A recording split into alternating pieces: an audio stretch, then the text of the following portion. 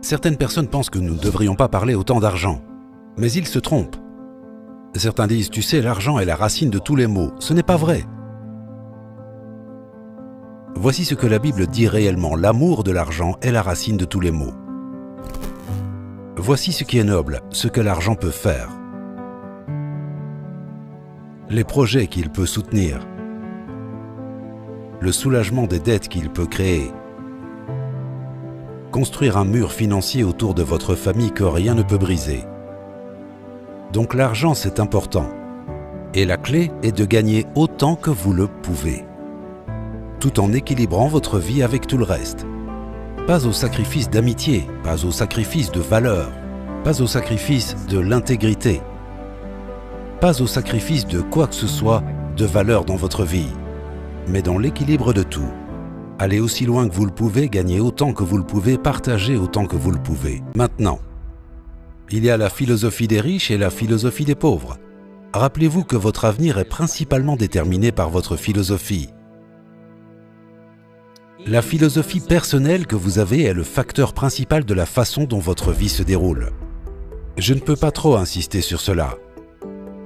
Votre philosophie personnelle est le facteur principal lié à votre salaire. C'est le facteur principal de votre santé et votre avenir. C'est le facteur principal de votre carrière, votre philosophie personnelle. Les décisions que vous prenez soutenues par vos émotions, votre foi et les actions que vous entreprenez, mais les décisions viennent en premier.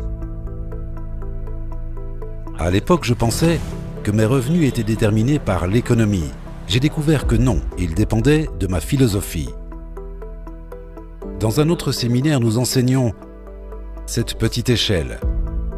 Et je dis que l'économie de nos jours est une échelle à grimper. Elle commence ici à 5 $ de l'heure, puis cette échelle continue de monter comme ceci.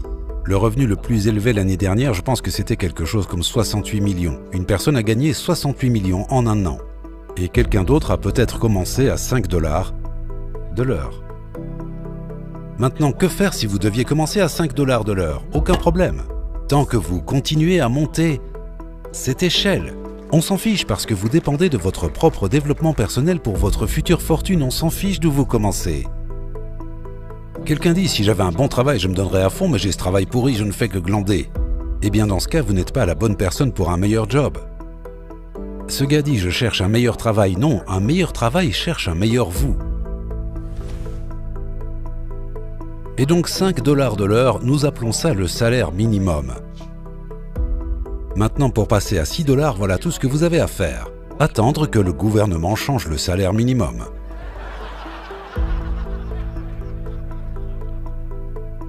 Mais vous devez vous poser la question, combien de temps cela a pris la dernière fois? Et cela a pris beaucoup de temps. Et vous ne voulez pas attendre autant de temps pour passer de 5 à 6 $.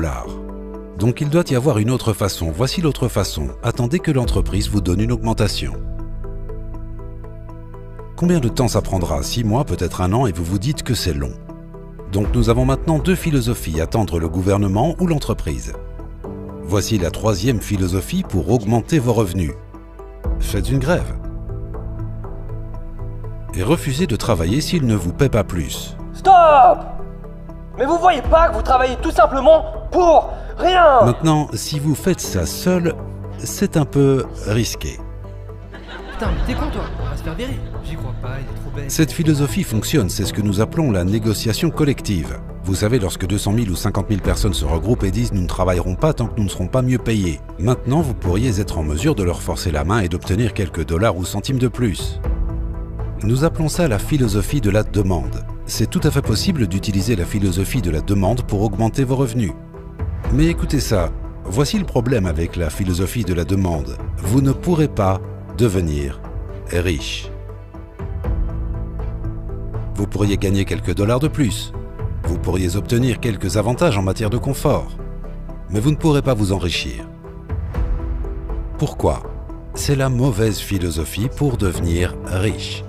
Bon pays, bonne économie, mauvaise philosophie. Ne serait-il pas terrible de vivre dans le bon pays et dans la bonne économie et d'avoir la mauvaise philosophie? Ce n'est pas mal en termes de morale, c'est mal en termes d'accomplissement de vos objectifs. Parce que vous ne pouvez pas utiliser la philosophie de la demande pour devenir riche. Alors comment peut-on devenir riche de nos jours? Eh bien, voici la bonne philosophie. Il s'agit de la philosophie de la performance, pas de la demande. Vous n'avez pas à vous concentrer sur la recherche d'un meilleur emploi, concentrez-vous sur l'acquisition d'une nouvelle compétence. Lisez un autre livre, assistez à une nouvelle classe. Voici ce qui m'est arrivé quand je suis passé de pauvre, pas de vraie pauvreté, mais de pauvre à riche en 6 ans. J'ai changé ma philosophie. Je n'ai pas eu à changer de pays, je n'ai pas eu à changer cette échelle économique, je n'ai pas eu à changer de marché, je n'ai pas eu à changer la structure fiscale. Je n'ai rien eu à faire de tout ça. Tout ce que j'ai eu à changer, c'était moi-même. Et voici ce que mon mentor disait. Je pense que vous m'avez déjà entendu le dire si vous avez écouté quoi que ce soit que j'ai fait. Il disait, pour que les choses changent pour vous, vous devez changer. Pour que les choses s'améliorent, vous devez vous améliorer. J'ai commencé à travailler sur moi-même. Puis voici ce qu'il m'a assuré. Je veux que vous reteniez cela. Il m'a dit, si vous changez, Monsieur Rohn, tout changera pour vous.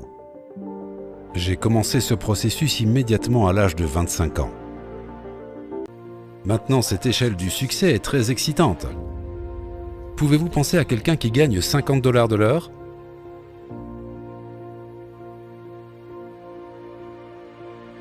Pouvez-vous commencer en bas et un jour multiplier votre revenu par 10? Et la réponse est bien sûr, bien sûr, bien sûr. Maintenant, allons encore un peu plus loin. Pouvez-vous penser à quelqu'un qui gagne 500 $ de l'heure? Je vous dis que les avocats de Beverly Hills où je vis gagnent au moins 500 $ de l'heure. Maintenant, nous avons multiplié ce montant par 10. Serait-il possible de multiplier vos revenus par 10 et ensuite par 10 à nouveau? Eh bien, vous voyez, c'est un peu faible. J'aimerais que vous y croyiez. Pour ceux qui y croient, voici ce que disent les écrits, tout est possible. Il n'y a rien d'impossible. Les choses les plus incroyables sont possibles pour les croyants. Pas ceux qui espèrent. Pas pour eux, mais pour les croyants. Combien pensez-vous que je suis payé? Je vous dis qu'il est possible de multiplier votre revenu par 10 encore et encore. À quelle hauteur un arbre pousse-t-il? Aussi haut qu'il le peut. Vous n'avez jamais entendu parler d'un arbre qui n'a poussé qu'à la moitié de ses capacités. Non, les arbres ne poussent pas à moitié. Un arbre plante ses racines aussi profondément qu'il le peut, grandit autant qu'il le peut, produit chaque feuille et chaque fruit autant qu'il le peut au mieux de ses capacités. Chaque forme de vie atteint ses limites, sauf les êtres humains. Maintenant, pourquoi pas les êtres humains? Nous avons reçu la dignité du choix. Voici le choix que nous avons en tant qu'être humain, être une partie de tout ce que nous pouvons être, ou d'être tout. De se développer totalement, à moitié, en partie, ou juste un peu. Le choix vous appartient. De développer une ou 10 compétences. Incroyable. Maintenant, la personne qui est en haut ici, comme Bill Gates et qui sait d'autres, qui gagne 68 millions de dollars en un an. On peut se demander si c'est justifié de payer quelqu'un 68 millions en un an et la réponse est bien sûr. S'ils ont aidé l'entreprise à gagner 1 milliard de dollars l'année dernière, l'entreprise les paierait-elle 68 millions? La réponse est oui, c'est des rondes carottes. Ce n'est pas grand-chose. Rappelez-vous de ça, tout est relatif. Tout est relatif. Ce qui peut sembler beaucoup maintenant, je vous le dis, plus tard pour vous, cela ne semblera pas tant que ça. Vous direz « Waouh, j'étais un petit rêveur à l'époque », pensant que 4 000 par mois c'était beaucoup d'argent et que 8 000 par mois c'était vraiment quelque chose. Je me souviens de cette époque, où 8 000 par mois me semblait incroyable. Et puis 15 000 par mois, waouh, je ne pouvais pas le croire. Et vous imaginez 20 000 par mois? Inconcevable. Et j'ai dépassé ça. Et qu'en est-il de 30 000 par mois? J'ai dépassé ça. Incroyable. Et 50 000. Et 80 000 par mois. Je me souviens quand j'ai dépassé ça, c'était si incroyable.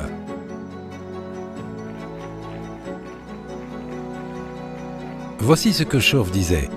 Chauve disait de grimper sur cette échelle aussi haut que vous le souhaitez car nous vivons dans une époque de rêve. Combien de propriétés pouvez-vous posséder? Autant que vous voulez, tout ce que vous voulez et tout ce que vous souhaitez. Voici l'époque dans laquelle vous vivez, tout ce que vous souhaitez. On ne pourrait pas faire mieux. Il disait de grimper cette échelle aussi haut que vous le souhaitez. Voici ce qu'il disait d'autre. Il disait « Travaillez plus dur sur vous-même que sur votre travail. » Waouh!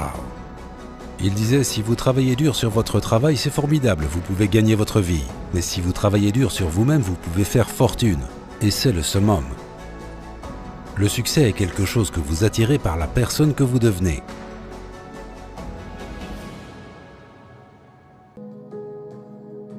Et laissez-moi vous partager maintenant un petit plan.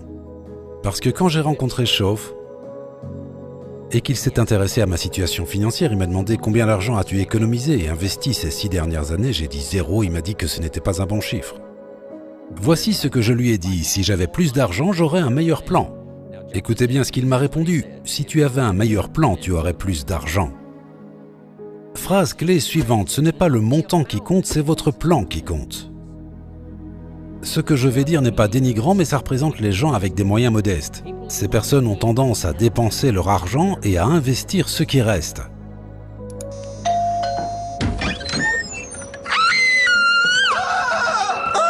S'ils ont quelque chose qui reste, ils pourraient l'épargner ou l'investir. C'est la philosophie des pauvres. Dépenser son argent et épargner ce qui reste.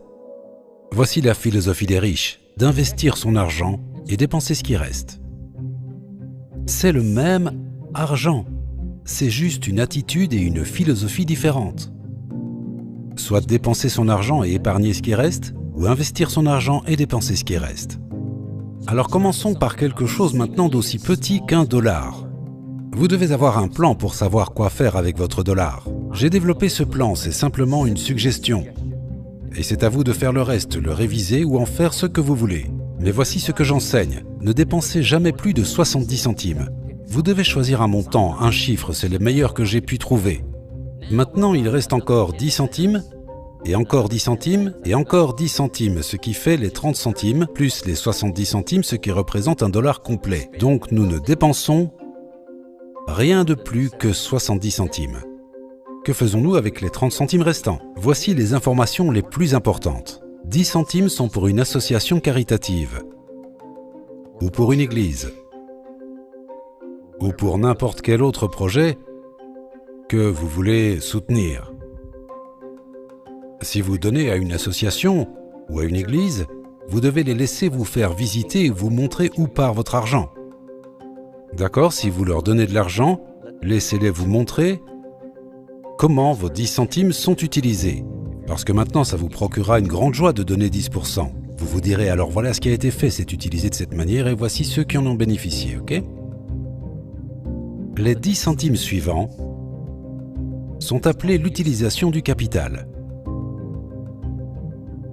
J'ai le privilège unique d'enseigner le capitalisme en Russie. Voici ce que sont le capital et le capitalisme. Écoutez bien, le capital est toute valeur mise de côté. Pour être investi dans une entreprise qui apporte de la valeur au marché, dans l'espoir de réaliser un profit. Le capital est la valeur que vous mettez de côté. Prendre ce capital et l'investir dans une entreprise afin qu'il rapporte de la valeur au marché, nous appelons ça le capitalisme. Maintenant, qui peut comprendre cela? Eh bien, les agriculteurs le comprennent. Voici ce que sont les semences de maïs, c'est du capital. Les semences de maïs, c'est les graines que vous avez mises de côté pour être plantées dans le sol, arrosées en été, dans l'espoir d'avoir un profit et une récolte en automne. Donc l'agriculteur met de côté des graines de maïs. Question, laisserait-il sa famille les manger? Non, ces graines ne sont pas à manger. Elles doivent être investies dans le sol, même si c'est un risque. Arrosées en été, récoltées et multipliées en automne. Voilà. Maintenant, il en va de même pour une partie de votre argent. Si vous mettez de côté, et je suggère qu'une partie de votre capital soit investie dans une entreprise pour générer du profit. Ça, c'est la clé. Donc 10 centimes pour générer un profit. Maintenant, il nous reste 10 centimes. C'est 10 centimes que vous investissez en laissant quelqu'un d'autre les utiliser. Ça, c'est le capital actif. Où vous vous engagez dans une entreprise qui réalise un profit. Les autres 10 centimes sont pour le capital passif. ou vous laissez quelqu'un utiliser ces 10 centimes pour chacun des dollars. Vous les mettez à la banque qui vous paie des intérêts, il les utilise et vous paie pour l'accès à cet argent. C'est ce qu'on appelle le capital passif. Donc il y a le capital actif et passif. Peut-être que vous investissez dans une action, éventuellement si vous avez assez d'argent, et l'action vous verse des dividendes, et il peut aussi y avoir une augmentation de la valeur de l'action. Donc c'est la petite formule que j'ai élaborée, 70, 10, 10 et 10. C'est très simple. Maintenant, quand vous commencez, si vous êtes un adulte, vous pouvez être dans une situation financière si mauvaise que vous ne pouvez pas suivre cette règle. Si vous êtes vraiment dans une mauvaise passe, vous devrez peut-être faire 97, 1, 1 et 1. Parce que vous avez besoin de ça pour payer vos factures. Mais voici ce qui compte. Pour que ces chiffres commencent à monter et pour que ce chiffre commence à descendre, si vous appliquez réellement ça, vous ne pouvez pas croire à quel point il est excitant de voir les chiffres changer. Si vous changez, que se passe-t-il ? Tout va changer pour vous. Si vous commencez à changer, je vous dis, ces chiffres commenceront à changer. Et avant même que vous vous en rendiez compte, ces chiffres continueront de monter et monter jusqu'à ce que finalement vous puissiez atteindre 70, 10 et 10.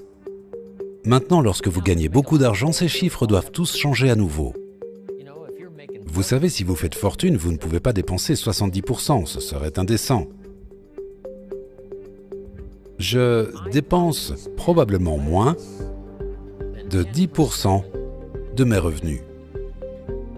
Ainsi, ce chiffre, c'est là où j'ai commencé, 97, 1, 1, 1, pour finalement arriver à 70, 10 et 10. Mais maintenant, avec le temps qui a passé et l'augmentation de ma fortune, ces 70% sont devenus 10%. Et donc vous pouvez imaginer, si les 70% sont descendus à 10, ce que ces chiffres sont devenus. Ces pourcentages ont maintenant explosé. Rappelez-vous de ça, c'est votre vie, c'est votre avenir et c'est vos finances. Ceci n'est qu'une suggestion de plan. Vous pouvez le détruire et en développer un autre. Je suis juste ici pour vous inspirer. Je suis ici pour stimuler votre esprit, pour vous faire réfléchir. Bien.